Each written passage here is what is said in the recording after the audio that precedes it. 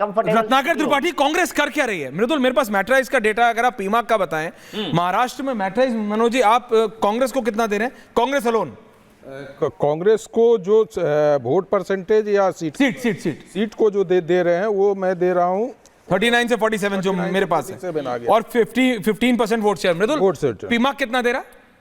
पीमाक लगभग 30 के आसपास पीमाक दे रहा 30 के आसपास। ये आप कर क्या रहे हैं? रत्नाकर जी, हो क्या रहा है कांग्रेस को?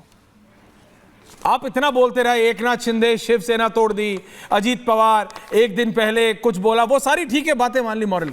ऑन ग्राउंड राजनीति कर रहे हैं कि क्या कर रहे हैं? कि यात्राएं अभी 2-4 और करनी पड़ेंगी? त्रिपाठी जी ऑडियो, त्रिपाठी जी म्यूट हो गए शायद। जब आप देश के लिए राजनीति करते हैं ना और मंथन चलता रहता है जहर का, तो आप धीरे धीरे आगे बढ़ते हैं। उन्होंने कहा ना अजय आलोक जी ने, हम ताउम्र हिंदू मुसलमान के तो एकदम करेंगे आप अजय जी, क्योंकि इसके अलावा आपके पास कोई चारा नहीं है।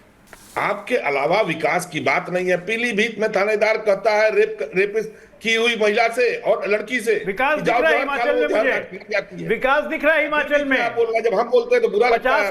50 होटल पे रोक लगा दी कोर्ट ने। बोलता है जहर खा लो, लड़की हिमाचल भवन को बेच दिया। हिंदू लड़की को विकास तो दिख रहा है हिमाचल में, कर्नाटका में, तेलंगाना में।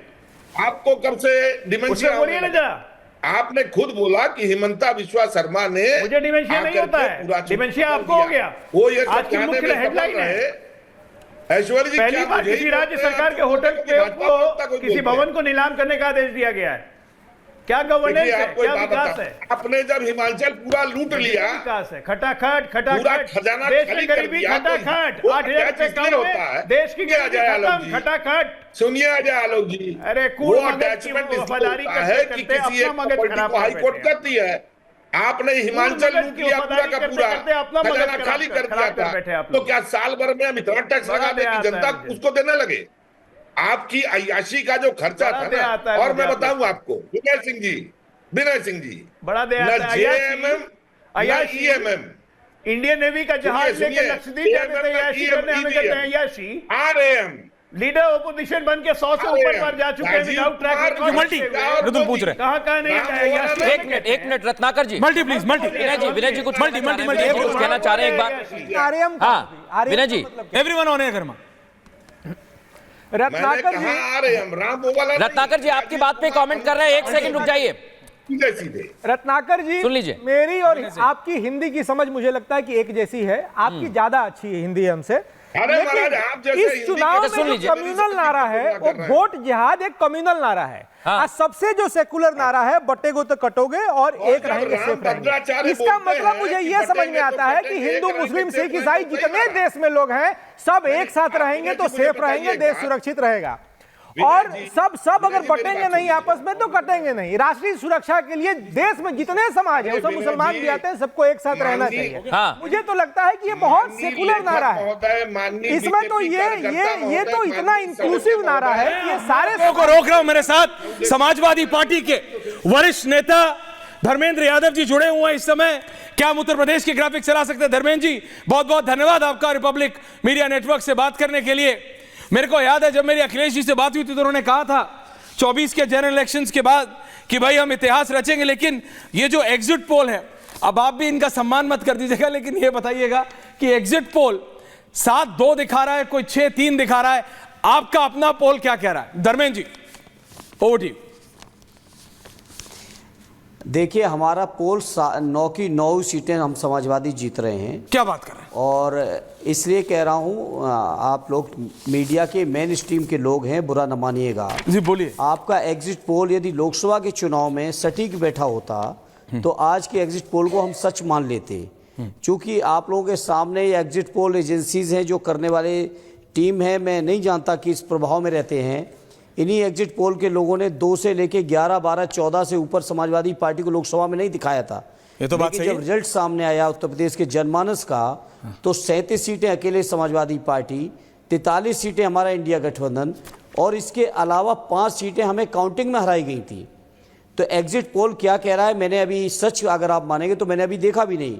मैं लोगों के बीच में था, करेल के वर्करों से मिल रहा था, मैंने नहीं देखा कि आपके सर्वे ने क्या दिखाया। लेकिन मैं ये जानता हूँ 9 की 9 सीटें समाजवादी पार्टी ऐतिहासिक वोटों से जीतेगी। यदि इतना पुलिस का अत्याचार, अन्याय, तांडव ना हुआ होता आज उत्तर प्रदेश के हर लोक विधानसभा के अंदर, तो मैं बड़ी जिम्मेदारी से कह रहा हूं भारतीय जनता पार्टी के उम्मीदवारों को जमानत बचाना मुश्किल पड़ जाता। आप कह रहे हैं समाजवादी पार्टी इतने तांडव के बाद भी जी हम सारी सीटें जीत रहे हैं, और अगर ये इतने तांडव नहीं होता तो भारतीय जनता पार्टी की जमानतें जब्त होती हर सीट पर। नहीं, आपने तो चुनाव दोबारा मांगा है, मुझे बताया गया कुंदरकी में आप दोबारा चुनाव चाहते हैं समाजवादी पार्टी?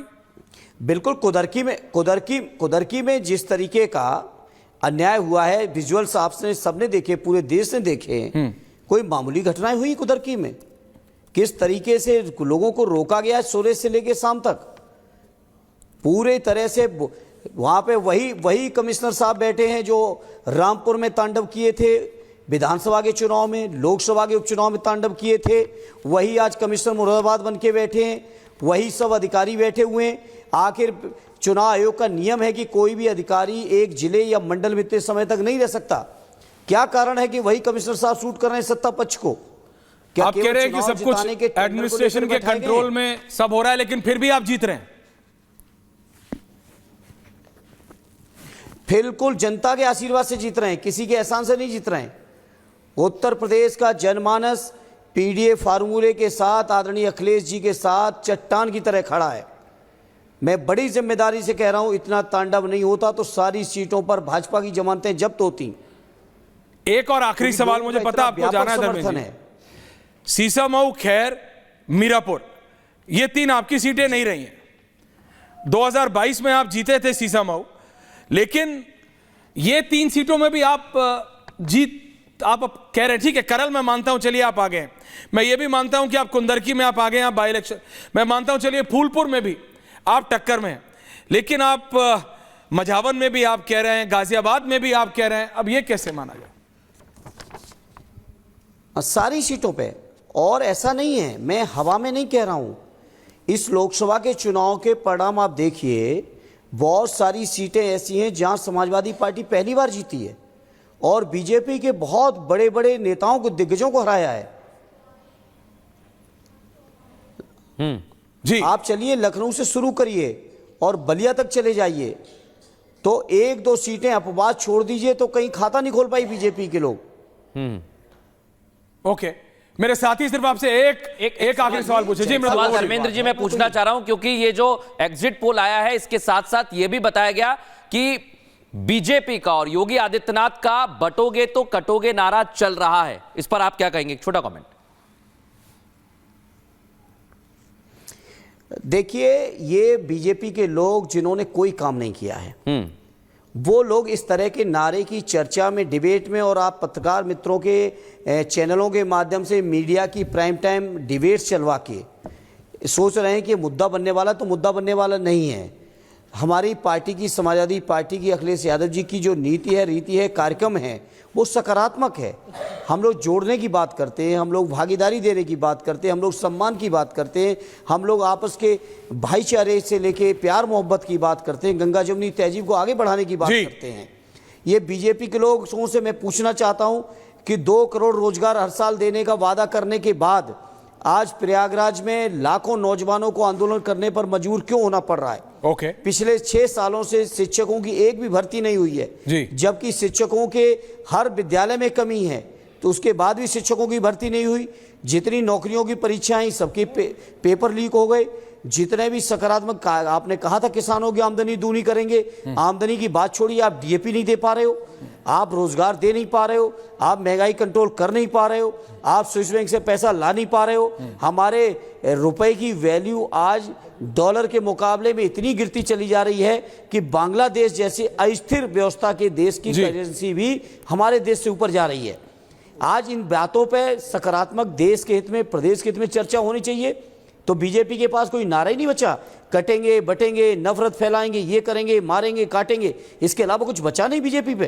कम से कम अयोध्या की हार से इतना तो सबक ले लिए होते कि धर्म के नाम पर, जाति के नाम पर, नफरत के नाम पर अब जनमानस वोट देने को तैयार नहीं। अब धर्मेंद्र यादव, अब आप इतना तो सबक ले लो। अब धर्मेंद्र जी, अब आप बीजेपी को एडवाइस कर रहे हैं तो मैं क्या करूं? नहीं, मैं क्या बोलूं? अब आप बीजेपी को बता रहे हैं क्या सोचो क्या नहीं, लेकिन नहीं जैसे आपने कहा एग्जिट पोल वाले कितना सही कितना गलत, सबक तो लेना चाहिए, इनको सबक तो लेना चाहिए कि नहीं, सबक सपा ने तो लिया था, ये तो मनोज जी आपका सर्वे है, लेकिन मैं ये तो कह रहा हूं प्रदेश सबक सपा ने लिया था, चलने वाली नहीं है। हाँ। तभी वो लास्ट जनरल इलेक्शन में उन्होंने थोड़ा ठीक किया। सपा ने तो बहुत शानदार समाजवादी पार्टी ने अपना पीडीए का जो रास्ता चुना है, जो हक अधिकार सम्मान स्वाभिमान और देश के संविधान को बचाने का जो रास्ता चुना है, वही असली देश के लिए मुद्दे हैं और उन मुद्दों पर समाजवादी पार्टी आरडी अखिलेश यादव जी के शानदार नेतृत्व में देखते हैं चट्टान की तरह खड़ी हुई है। बिल्कुल, तो देखते हैं। ये थे धर्मेंद्र यादव जी। अजय आलोक जी, सुना आपने, सरकारी कर्मचारियों को पेंशन मांग रहे हैं जी। हम लोग अग्निवीर की योजना को विरोध कर रहे हैं कि नहीं होनी चाहिए।